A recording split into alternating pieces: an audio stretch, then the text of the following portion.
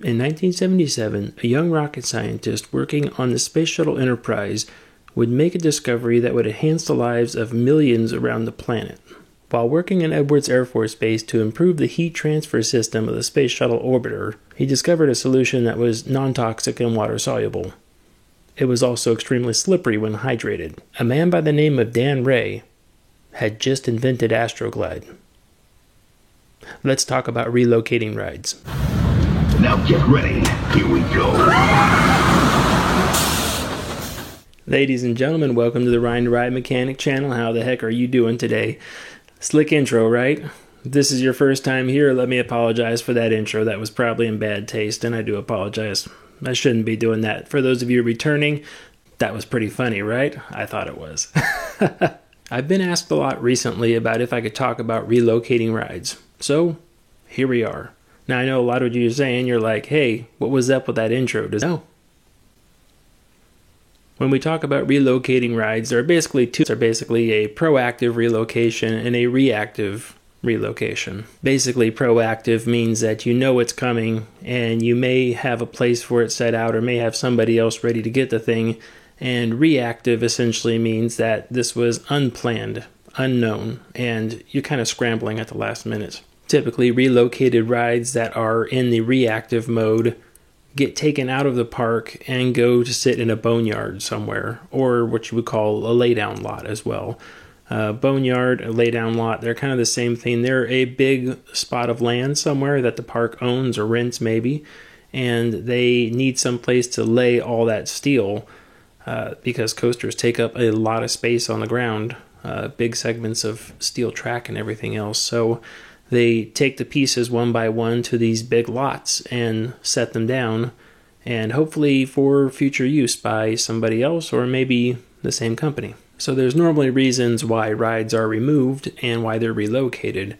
It could be that the ride just doesn't work in the park. If you're a family park and you have lots of family little kids there, it wouldn't do you much good to install a major thrill ride. Although that will attract a fair group of people there, it might not attract the clientele and families that you want because the kids can't go on it. So the park might try something like, hey, let's put a really big coaster in this area, and essentially they do, and it doesn't work out well. So after many years of dealing with that coaster not performing well, and by performing I mean just it doesn't have the throughput or it doesn't have the ridership that the park wants it to have, they might opt to take it out. Also, there's other things like maybe you have a ride that's working, but it needs some sort of a major capital overhaul, and it's just too expensive for the park to undertake. So sometimes these capital projects can be done in transition between one park to another. So there's a good chance for capital investment at that point in time as well. So how these work normally is that the park opens a capital project, and capital project is just a term for they basically set aside a lot of money to do this, and PR department gets a hold of it and they say, okay, they tell the guests that we're going to be taking out this ride at the end of this year. They may know where it's going, they might not. It might be set for another park, it might be going to a boneyard somewhere. But then that also, a lot of times this is also the gateway for another capital project. So you're having to remove one ride, a lot of times to put something else back in its place. Not necessarily a ride. You could remove a large roller coaster somewhere to make way for a show, stadium, building, hotel, something like that that needs to be put in its place.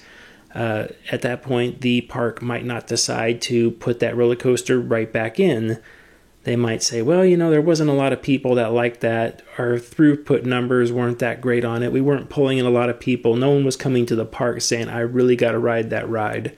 So that's when they're like, oh, maybe it's time to get rid of that ride.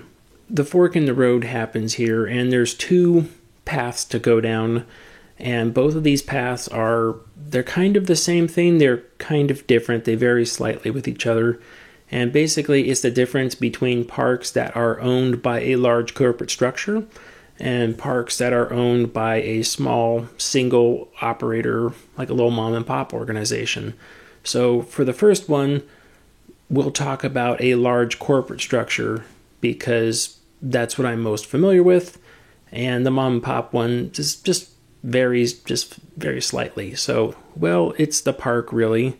The park has all the control over their assets, and corporate is there to offer reinforcement and help when needed, but realistically, it's the park's decision. They do, at a corporate level, they have to run the decision by corporate because over their park, but realistically, that ride, whatever is moving, is an asset on the corporate book ledger, so they have to make the final approval before the park is allowed to do it. Let's see, who pays for the relocation? Well, corporate does, and they typically pay for it on both ends. A lot of times when corporate relocates a ride, it's in the same company. It's going from one park under that umbrella to another park under that umbrella. And when they do that, it's realistically corporate paying for both of them at the same time. Now, when did the park know about this?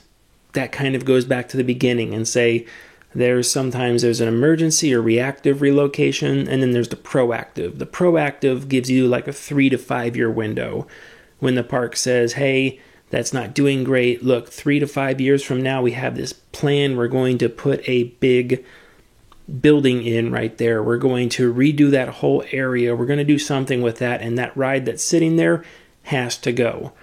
So they tell corporate, they say, we're going to pull that ride out 3 years from now.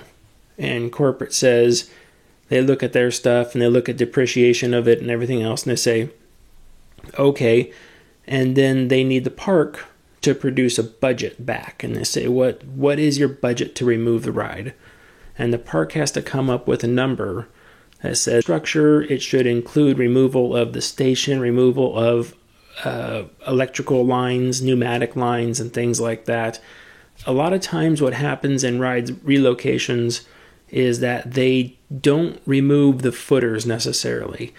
It depends on what's happening. If they're pulling the ride out of an area and they're going to reuse the ground and they're going to make new walkways and stuff like that, then they have to remove the footer because the footer is now hazard in the way. But a lot of times they don't do that. If you go around parks long enough, you'll see be deep in the ground. They're very hard to remove. This is not an easy task. Even these pathways where they say, want to put a pathway right over where those 10 footers are, they typically pay a construction company to come in and dig down around that footer, maybe 10 feet down, and then chip the footer all apart, get in and cut the rebar and cut the concrete the rest of the way, and basically remove like the top 10 feet of that footer.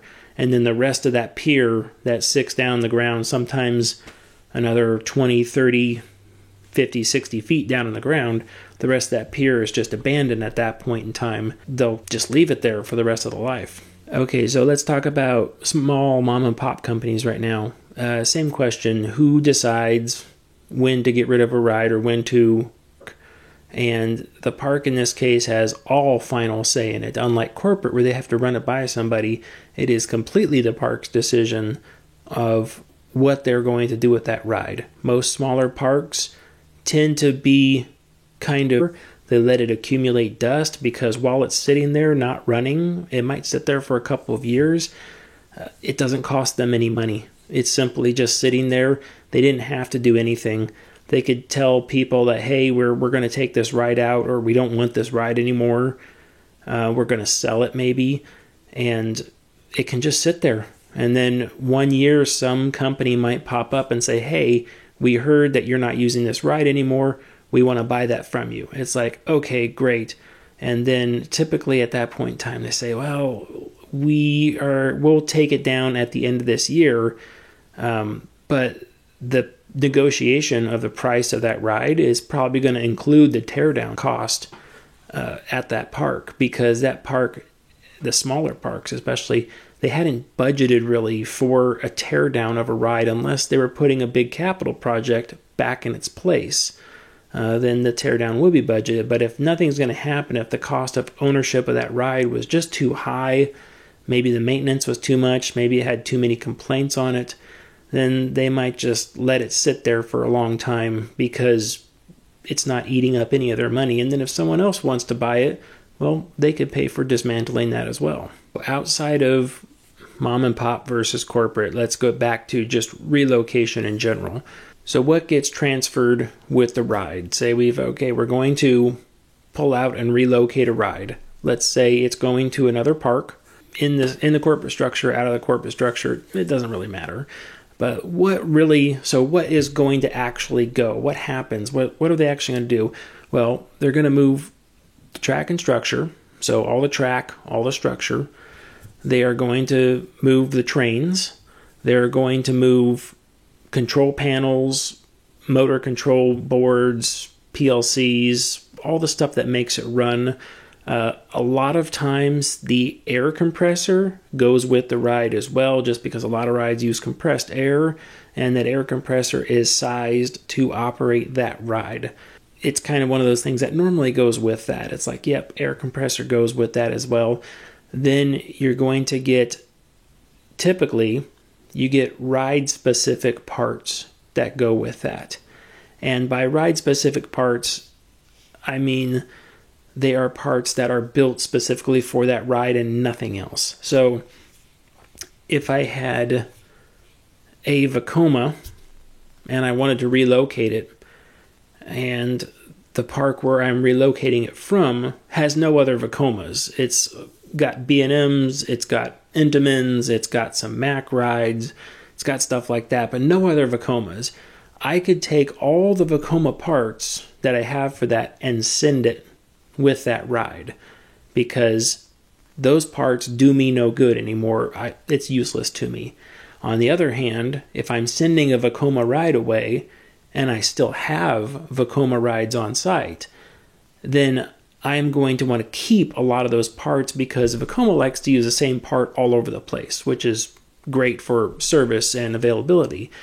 But there might be some things like, oh, that ride took a special ratchet paw in the restraint, and none of the other rides take that. It's like, okay, so that's one of the parts that's going to go with that ride. Well, it had these special wheel carriers on there, and we had a couple extra ones. It's like, but we don't use those anywhere else on the other Vekoma rides. It's like, okay, that goes with that ride. So let's look at now what stays behind. What stays behind from, we have this ride, we're going to take it apart and ship it somewhere. What stays behind at the park? Well, a lot of the infrastructure stuff. So all the conduit that goes, it goes out to everything. All the conduit stays. The footers stay. The station building, unless it is part of the ride structure for some reason, but most are not. I always fall back to my favorite, like a boomerang. A lot of boomerangs, the station building, that looks like a steel building, that station building is actually part of the ride. It's got plans from Vekoma and everything else around it. It's actually built from Vekoma, so that is part of the ride. But if we had built a custom building, like a custom room, like this is going to be our station building, and we did all of our own stuff, that typically doesn't go, because it doesn't pay enough money to relocate a building. It doesn't make any sense. So the building stays, the footers stay, all the groundwork stays. When you take the ride apart, the hardware, it's funny, the hardware is trash at that point in time. It's like, well, you could send the hardware. It's like, you could send the hardware with it, but if you're trying to put it back together on the other side and you're saying there for the last 15 years, I don't think they would stand behind that at all. They're like, no, hardware for most things is like single use. It's like you pretty much put it in there, torque it almost to yield, and then it's done. Like next time you need to take that apart, you replace the fasteners, and those don't go away. So you could send the fasteners if you want to, just out of like, hey, this will help you put it up fast, because that's something you can do. It's like, oh yeah, you could stick all the old fasteners back in and run the nuts down and just tighten them just to hold everything together. And then you send another crew back around and you put a new one back in its place. And then you do that towards one whole ring there. And then you come back and tighten the thing down. That could save some time. So you could send some old hardware along with it. But definitely not like, yeah, we're going to reuse all the hardware. Definitely not like that. Oh, also along those lines, the theming elements to the ride, typically they don't go along with that.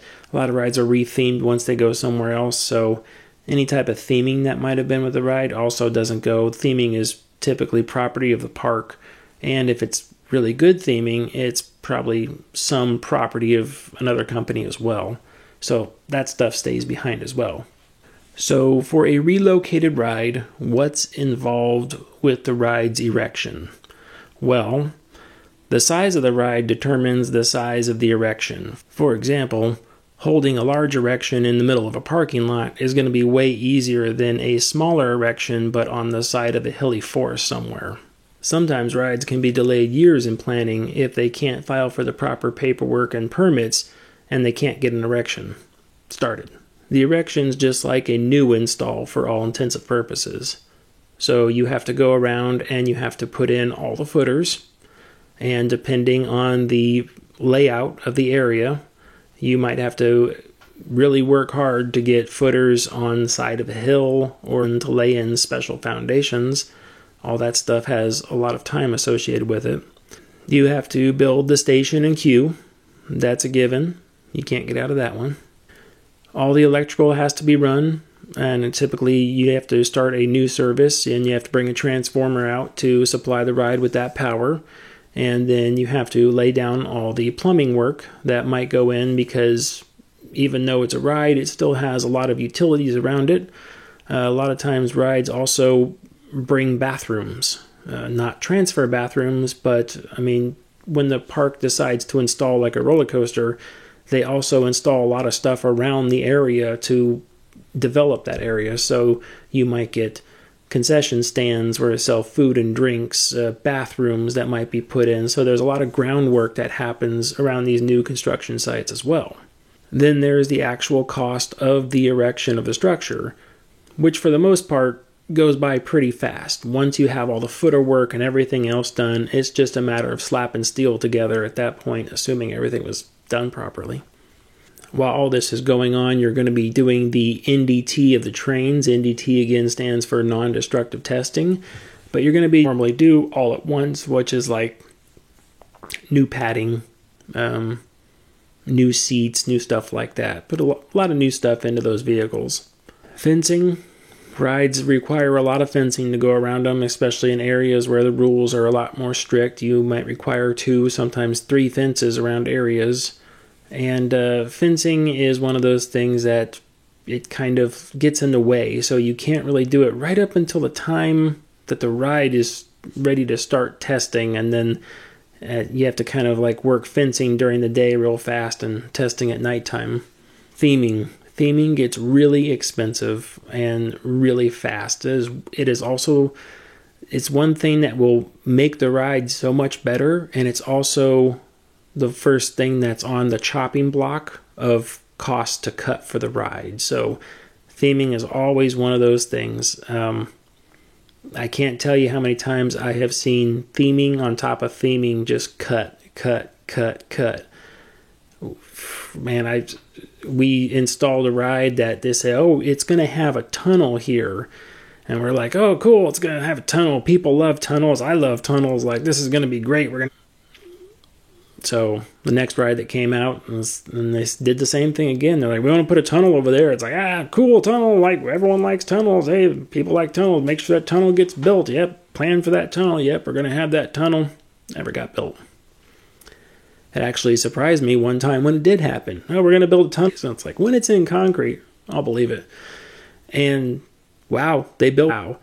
I thought for sure you're going to start off with this fancy looking tunnel, and then by the time we were done, it was going to be a canopy stretched across a platform with nothing else around, no building, no nothing. But I was wrong on that one.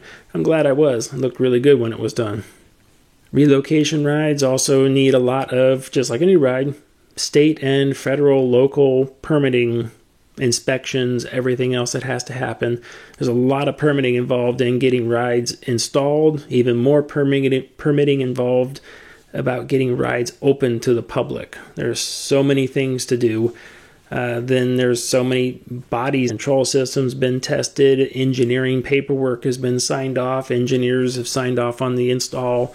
all that other stuff. There is a lot that happens just on the paperwork, the clerical end of things, to get a ride opened up. Now, training of the crews. So this was one thing I made a point to write down, that so when a ride is installed new, you typically have the manufacturer there that is overseeing the installation. That person that's overseeing their level and skill set, they also do the training on how people working with the manufacturer's helper, whatever you want to call them, the entire time the ride is being built, and they're starting to know these, and they're getting that information under their belt so they can relay it to the rest of the crew.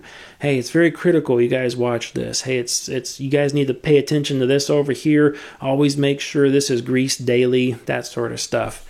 But when you get a relocated ride, none of that information transferred at all. So if the park that the ride was coming from still had people there and they knew all about that ride, you could negotiate in contract with the park that the ride is being purchased from, seller to buyer, and you can negotiate and say, I want 2 mechanics or 2 people thoroughly trained in the ride to come out and offer us training as well. You could negotiate that. I don't think many parks would bite onto that, though, just simply because of the fact that it's like third-hand information. Realistically, all the information you need is in the manual. That's where everything is. Training on top of that, if I were going to have a relocated ride, I would want actually the manufacturer of the ride to come out and do the training on it, just so we had everything on the up and up. There's quite a large investment of spare parts. So, like I said, parts that were relocated, some like specific parts, some not. A lot of times when parks get rides, this is also the chance that they have to pump some money into it to get spares. So lots of spare stuff is typically purchased. They go buy high usage stuff as well as low usage stuff. So they have an array of things to prepare for when that ride breaks back down. Hopefully they have some spares in stock for stuff when it goes out.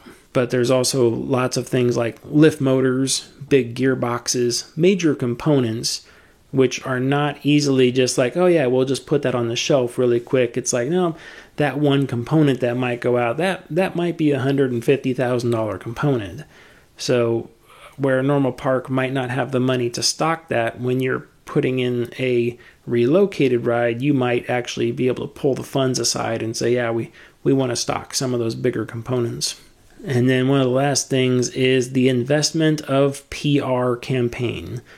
It might be a relocated ride. It might be a ride that's 30 years old coming to the park, but it's still a new ride to that park. So this is the chance that PR gets to get out there with some video maybe and all sorts of stuff and really try to get the area that's around them hyped up that ride is coming. Because again, this is a capital installation, whether you're a corporate park or HUD of your park. If you install that capital and nobody comes for that ride, your park's going to fail. And it might be, depending on how small you are, it might be the last nail in the coffin that finally shuts the gates for good. So you need to make sure that the PR department has a really good assess the situation and they know exactly what's going on, so they can tell the public when that ride's going to get there, what it's going to do, and they can do all sorts of stuff. And that ties all back in with theming and everything else to create this really good package that people want to come from all over the place and see this ride. One of the things that is actually really cool when that stuff happens is when you get a really old ride. People say, oh, it's just a really old ride. Why would you? Because you can use the age as the history. That's one of the draw points. This ride was built in the 70s, and it's like, oh, it's such a good thing. Like, oh, it was built by one of the original designers. You could do all sorts of stuff to attract people in based off of the history of the equipment alone. So there's a lot of opportunities to get there. Some people get it, some people don't. And it also depends on the market around the park and your clientele that you're dealing with. At this point in the video, if you haven't already, please make sure you like and subscribe and give me some comments down there. Let me know if you've got any fun stories to add on to these. And then let me know if you want to see something for topics in the future too. I'm always up for new stuff. I've got a list of things that I'm making, but sometimes somebody says something and I'm like, oh yeah, let's do that one real quick. That really sounds like fun. I do enjoy getting that information. You guys come up with a lot of good ideas for videos, so let me know if you got them. You can also email me at ryantherideMechanic@yahoo.com. Let's get back into for a mid to large size ride, brand new ride nonetheless. I mean, I know some new numbers. It's like a mid to large size ride, figure about $10 million for installation. That's a lot of money, but at the same time, when you relocate a ride, it's pretty much the same exact thing. All the installation stuff that you had to do, cranes to move things and to put the ride up, and all the new electrical and permitting and footers that had to be dug, terrain, gates, platforms, load stations, bathrooms, walkways, all that stuff that had to be done. It doesn't matter if the ride was brand new or used. You had to do all of that infrastructure in order to get the ride. Installation of a used ride is pretty much just as much as installation of a brand new ride. During the transfer between the two parks, now that is a good time to do major but one of the things that they did before that was they had to go in lead paint. So I believe they had to take it to a port somewhere, painted, because there was lead in the paint. So, you know, things in the 70s and things like that you could still have lead inside that paint, asbestos, and all sorts of other things. So sometimes relocation of the ride involves weird things that you might have to do. Like, oh, we want to put a paint job on it. In our case, we had to put a paint job on it because it had toxic chemicals inside the paint that we could not have around. Chemicals, metals, had bad stuff in the paint that we couldn't have around. That's also the time, if you have the ability, that would be a good time to invest some of that capital money into things like buying a new train or new trains for the ride. And that kind of goes back to the storage condition that the ride was sitting in.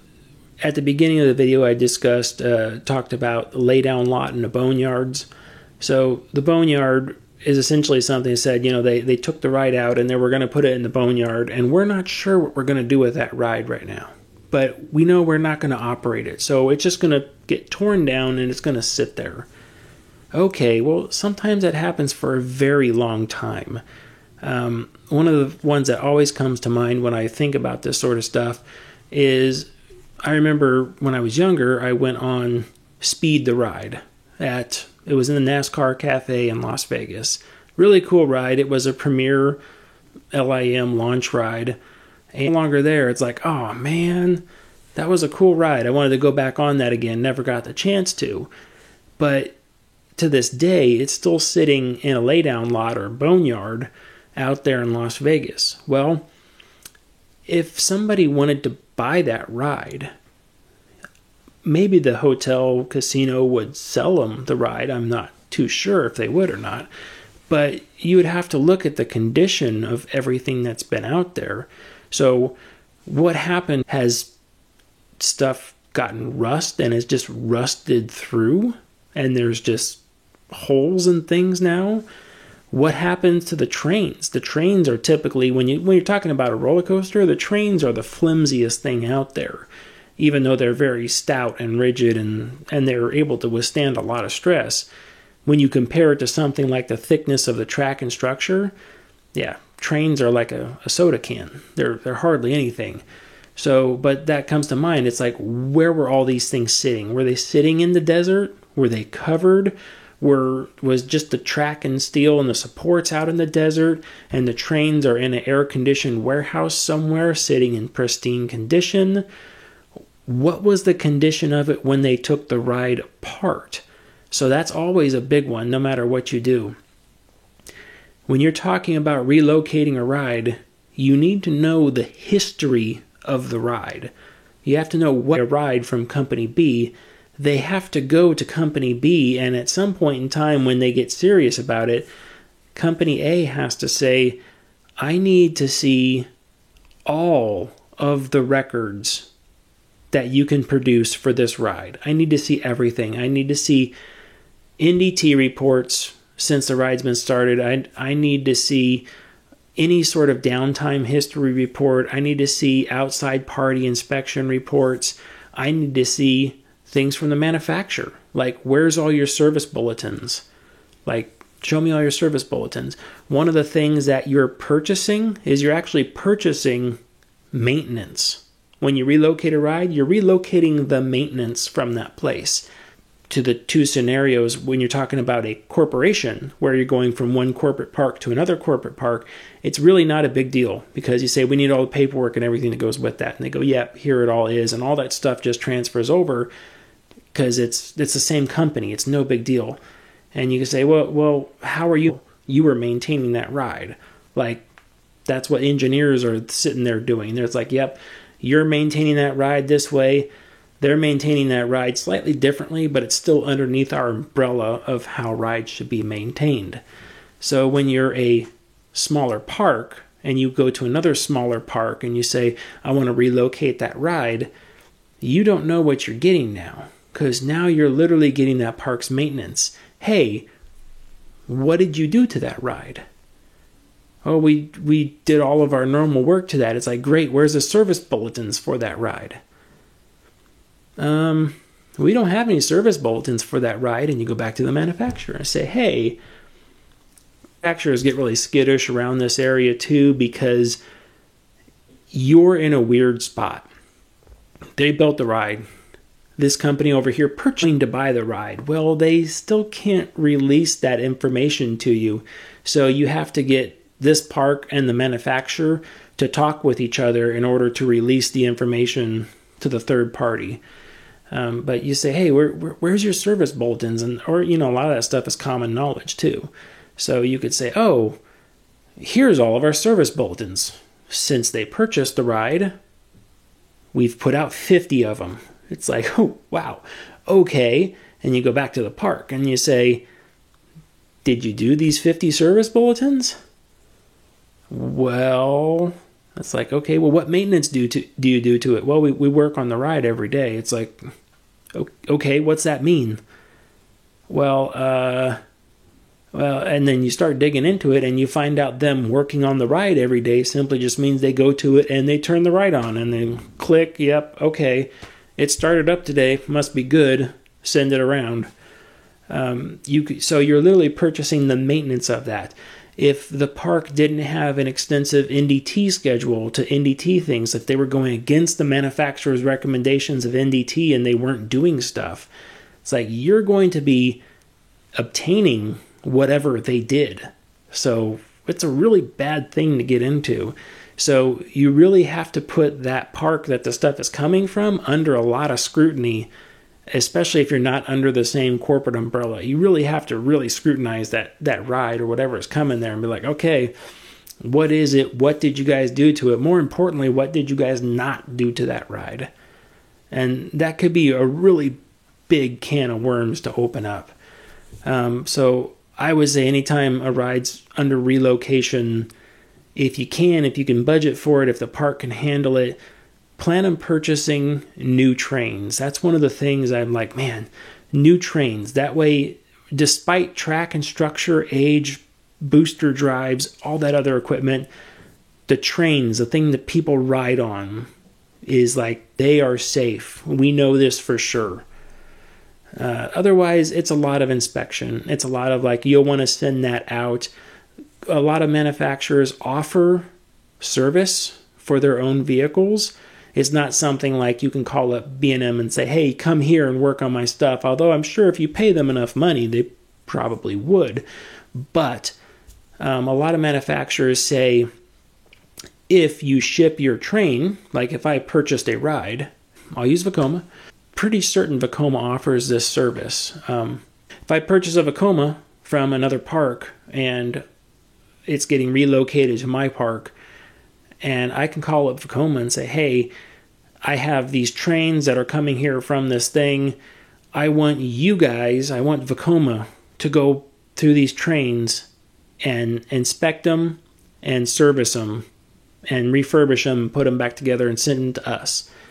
And you have to work out a price, it depends on, and that price is it's all. Vekoma might say, yeah, we can do that. We can do both trains for you, and we can give you it ends up being a WAG, W-A-G, WAG stands for Wild As Guess. But they can end up giving you a WAG and say, like, yeah, it's going to be $250,000 a train. And you're going to do 2 of them. It's like, okay. And then you tell that company that you're buying it from, and you say, hey, while you're shipping us everything, ship the trains to Vekoma. And they go, okay, and they ship them to Vekoma. And then once Vekoma gets a hold of them, you might get a call back from them very shortly. Like, oh, look, we started working on those trains, and they are rusted all over the place, like, way on them. Like, we can't even NDT them. Like, the material's gone.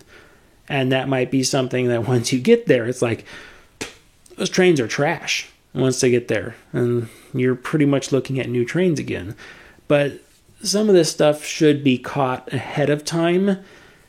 Someone's got to look at this stuff and say, yes, no, this is worth it. Essentially, just like if you were to buy a used car, right?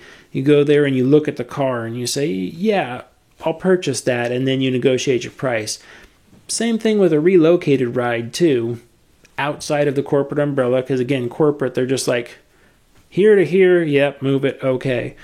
I'm talking about those smaller parks. You got to have someone go out there and check on that ride and see what it looks like. As pretty much interchangeable terms. But he was walking around and gotten underneath the paint, and the paint was just peeling off the track that was sitting there. So that's something that if you were to try to put that ride back into service, well, you'd have to. And then once you've sanded all that rust off of there, well, how much of the parent material of the track did you take away? What's left of that track? Did you take away a lot? Did you just have to kiss the surface? Like, what's going on? So these things can open up a lot. And now these, I keep saying corporate, yeah, just one side to the other, it's not a big deal. But these problems they're not safe in the corporate environment either, because every ride has some dark spots that they don't want to talk about. And it's just like, yeah, once we did this, and you get this over here, we put that in, and you suddenly go, whoa, what is that? Holy crap, what's going on here? And then you're back into holy crap repair mode. Even though it came from a reputable park, you might find something that's just like, whoa, this was no good. Sometimes the other park knew about that. Sometimes they didn't. They took it apart, and it's just like, whoa, what's this? This is going to be a problem now. So they have to adjust that stuff on the fly. There's just such an unknown. It requires an open dialogue back and forth between the two parks, where one is coming, where one is going. Okay, now we're going to move on to my next thought here, which was what I called Frankenride. It sounds just like what you think it is. Yeah, that's right. That's where we take rides that are dead, essentially, and we take them apart and cannibalize them to feed other rides. We'll call it Frankenride. Because this all over the place, it happens way more often than you think it does. So Superman, The Escape from Krypton, they had the only other ride like it got shut down, and feed that ride. They took parts from one ride that was being taken apart permanently, not to be reused, and they gave it to another ride so it can be reused. And they got their parts back up and running there, and apparently the ride's running good now, from what I hear. Over back in Northern California, we had at Great America, which was Paramount's Great America at the time, I believe it was, we had the ride that was the Tidal Wave. My favorite ride growing up was the Tidal Wave, but turned into Greased Lightning. And that was a Schwarzkopf shuttle loop coaster with one of the original 14 weight drop styles. I love that thing. But anyways, that guy got taken out of Great America there, and it got cannibalized. So it actually showed up and fed the Zonga ride at Discovery Kingdom. So when Zonga was installed out there, they needed a bunch of extra parts and pieces, and somehow Six Flags at the time negotiated to take that ride off of Great America's hands. I don't know, they paid for it, paid all the relocation costs, but they got a lot of those Schwarzkopf parts, and they took them all apart to feed the Zonga ride. Zonga was a pretty interesting ride. That was a traveling roller coaster, 150 traveling ride. I mean, but that one had a really colorful past. It was that ride Zonga was Thriller, Texas Tornado, Zonga, then Tsunami. Yeah, 4 different reiterations, 4 different movements of that ride. It was too rough for people. They had to move it each time because it was just too rough. People couldn't deal with it anymore. But I believe that was one of the things that they installed over-the-shoulder restraints on that when it was originally just designed for lap bars, and that messed it up for sure. But those are times when rides don't really get transferred. They just get cannibalized to feed other rides so that the other rides can live longer lives. Let's see, I worked on a Gerstlauer spinning coaster. That was the Big Spin, and it was relocated to a park in Mexico, and it became the Joker in Mexico. But that was one of those things, they had a good capital upgrade for that. We had a bigger project for the Big Spin where that was sitting, so we relocated that one to Mexico. And during that relocation process, engineering had already been thinking about it. I stated the obvious, which was, a lot of the problems that we had with that thing was station faults, because the trains would advance really fast from one segment to the next and start and stop, and we'd have all sorts of issues with them. I said, if you guys just made that a live load station, that thing would be pretty slick. I mean, I don't think a lot of the problems we have, I think, would go away if they just did a live load station. For those who don't understand, the live load station is when you go up to a ride vehicle that's coming in and it slows down but never really stops. It's always kind of going at a walking pace from one side to the other. Let's see, there's a lot. So like the Harry Potter rides have live load stations in them, just where the vehicle's constantly moving along. It never really stops. Goofy Sky School at California Adventure Disney. Live load stations are great for keeping the throughput up on rides because they don't actually physically have to stop everything. But I suggested, it's like, live load station. And then when it popped up in Mexico, it had a live load station in it. From my understanding, it worked a lot better once they had that involved, which was, I don't think they had to do much. Add some extra booster drives, handful of proximity sensors. I think that was about it. Of course, they had to redo all the programming, and I don't know if the company did it or if Gerstlauer did it. Probably Gerstlauer, but I don't know that for sure. The SLC I worked on for Kate from, I want to say it was Dollywood. I can't remember. It was Hangman over there. Man, where did that come from? I don't remember where it's like, yeah, I probably should, but I didn't, so sorry. But that one, that was a relocate. It came in, they redid the footers out there, and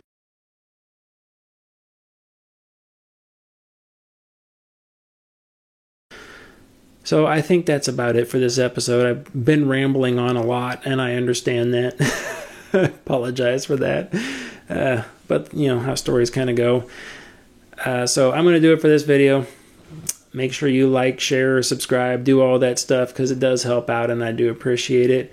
And I will see you on the next one. And remember, as always, stay off the air gates. Bye.